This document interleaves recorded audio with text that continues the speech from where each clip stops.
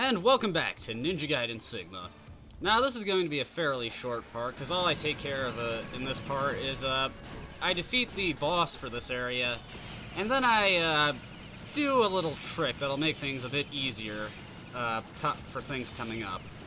Now when you go into this courtyard area, you're kind of bombarded. You've got two guys who are constantly firing at you. One's got a bazooka. Then you've got these flat guns up there, and they are annoying as hell. The best way to deal with them is to stand underneath one of them and try to shoot the other one with arrows. Unfortunately, you're most likely going to get hit by the one that can still shoot at you, but there's not much you can do about it. Luckily, they do take breaks to reload, so all you have to do is dodge around and wait for them to reload, and then just start firing away at them. Now, what I do here, I forget if I do it or not. Ah, yeah, I did it. If you stand directly underneath them, you can sort of angle your shot so that you can hit them, but they can't hit you. Makes it very useful for dealing with the second one. Unfortunately, you're always going to be getting shot at by one of them, so there's like no sweet spot where you can sit to completely avoid one of them. Now, this guy's a bit of a pain in the ass up here. There's a bazooka guy up in that window. And he's constantly firing shots at you. So what you need to do is wait for him to take a break to reload, and then sort of aim upward. And you've got to remember that there's a bit of an arc to your shot, so you got to aim a little bit above him, and then your arrows will go down and into his face. Now here I switch out to the Dragon's Claw and Tiger's Fang for the boss coming up. Because, well, if I could actually do it right, this would make the boss a lot easier, and when the fight starts off, it seems like I can do it, but through numerous attempts I found out that I could not do it, so we'll see what we do when I actually get to beating the boss. And yeah, it's this guy again, the fat guy. He gets rehashed. This is something that's new to Ninja Gaiden Sigma. This was not in Ninja Gaiden or Ninja Gaiden Black. As you can see, I did the 360 triangle attack with the Dragon Claw's Tiger Fang, and it does a pretty good amount of damage to him, but the problem is that he can usually get off a hit on you while you're trying to do it. And he's got a really new annoying attack where he charges at you. It hits really hard, and it's kind of annoying to dodge, unfortunately. And when you do shit like that and just stand there and let him hit you, well, that doesn't help things either. And he can also make electric bubbles. I find that when he does that, it's best to just use Nimpo. Sometimes he does dash out of the bubbles, though usually he doesn't. And yeah, there's me getting killed horribly. So yeah, let's do that again, except this time, we'll use the Dragon Sword. Yeah, once again, he shows up. Now, here I just decide, okay, I'm gonna get in close to him and try to loop him on his melee attacks like that. So I hit him with a quick combo, dodge away, hit him with a quick combo, dodge away. Of course, it gets annoying when he decides to mix it up and throw in a dash or something.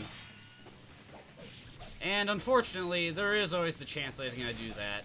Whenever he goes to charge up his laser, that's usually a good chance to go in and get a combo in on him, and then start trying to loop his melee attacks. The dash is really the main annoyance here. So yeah, I'm using up my potions here because all I want to do is really just beat this guy. Because once I beat him, I can just end the level and then take care of my last orders of business. Okay, so now he's in the bubble and he's not dashing, so I decided to just go for a Nimpo and hit him real quick. And thankfully the bubble fades out, so I can just go in and start comboing him. Now I was amazed I didn't get hit by those lasers, because he was shooting them really fast.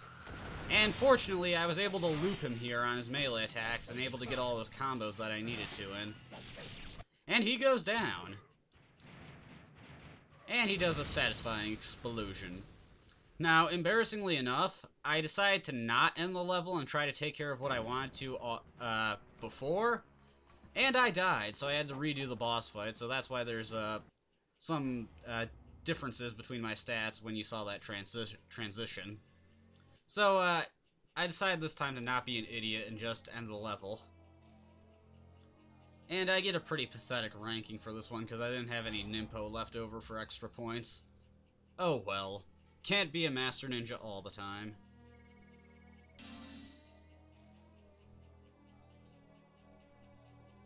At the very least, it's better than Ninja Dog.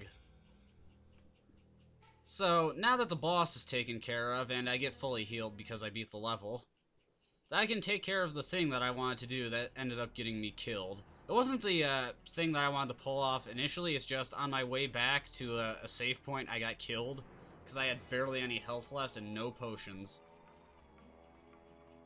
So I save real quick there and switch over to the Bilahro, and we head over to this area. Now here's a really good trick you can do for money. You charge up an ultimate technique, and keep the camera facing the doorway, and then quickly focus it on the guys in front of you. While you're charging up your ultimate technique, they will not attack you, and when you hit them with the ultimate technique, all three of those guys together give you over 5,000 yellow essence.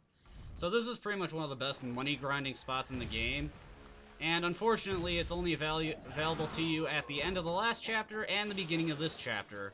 So it's a good idea to take advantage of it now, because you won't get any other chances later on.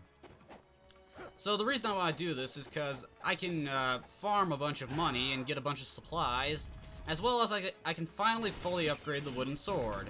I don't do it in this part because, well, watching me grind shit up for about a half hour wouldn't really be that fun to watch. And I actually had a hell of a time getting past these guys for some reason. I'm not sure why. They just killed me a whole bunch of times. It was kind of embarrassing, actually. I love using essence techniques, especially with the Bilahro. So yeah, heading over into the skull area, as soon as I can open the fucking door. First there's another secret I want to show off. Now, normally in the original Ninja Gaiden Black and Ninja Gaiden, I assume, I haven't actually played that version, you would go up here and you could trade your old bow for the strong bow on a little mount that had the strong bow there. However, since we've already got the strong bow, we're just going to move on to what we want to do. That little window over there, earlier it would have been blocked off, but now the shutters have moved, and there's a switch that you can hit. Hitting that switch causes that treasure chest to appear. And we'll see what reward that has momentarily. For some reason, it is really hard to move around in that hallway. I'm not sure why. So yeah, heading back on our way. Let's go check out that treasure chest. As soon as I can get through the door again. Thank you. And within this chest we find a Talisman of Rebirth. Not bad. Now, between this part and the next, I'm going to farm essence real quick, and when we come back, I'll have the wooden sword fully upgraded and a bunch of supplies. So until next time, see ya.